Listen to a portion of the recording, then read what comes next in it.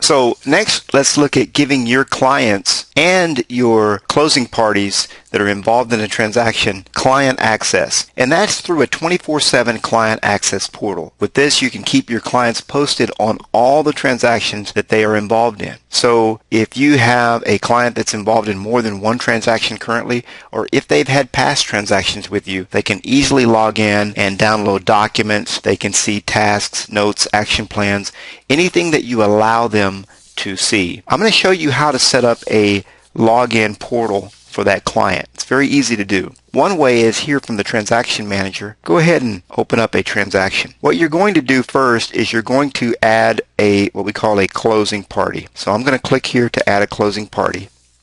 I'm going to begin typing that person's name, and I want to add Irene Williams as a closing party.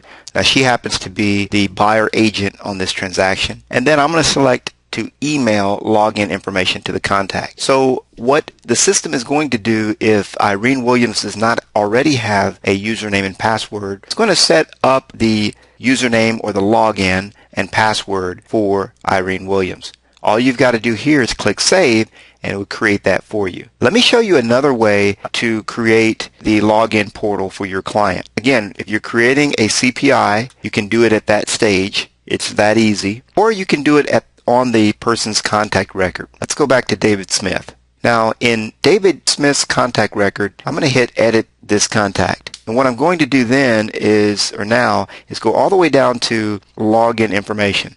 It says click here to enter login information. So this contact may access a transaction manager. Now, I'm going to click here, and I'm going to put in the login information. Now, over here, you'll see the security level of the password you've selected. You've got low, medium, and high. The system will only let you go with medium or high security levels. And all you'd have to do is check email login information to contact. And then you hit update contact. And the contact, just like that, will be emailed their login information.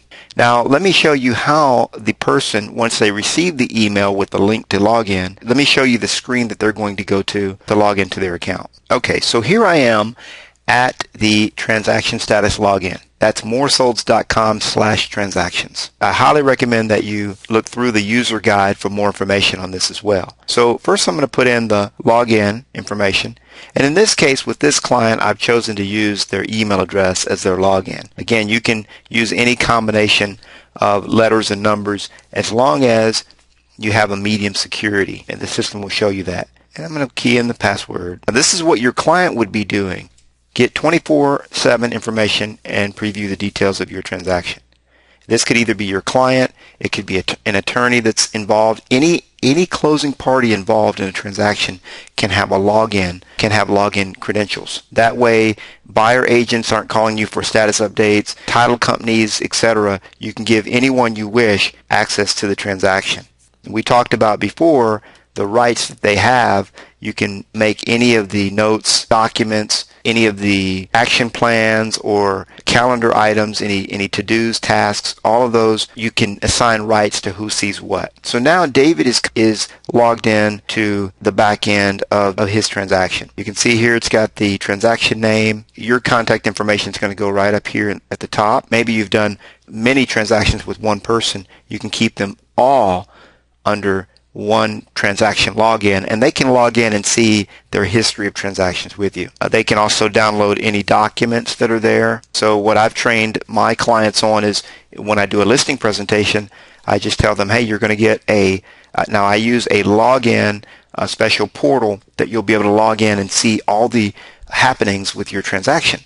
So when in the next 2 or 3 days you'll get that email, be looking out for it, and it's going to have your username and password information. So when they get the email, they log in, and I tell them you'll get a copy of your listing agreement, and all the paperwork that you signed today will be there for you to download.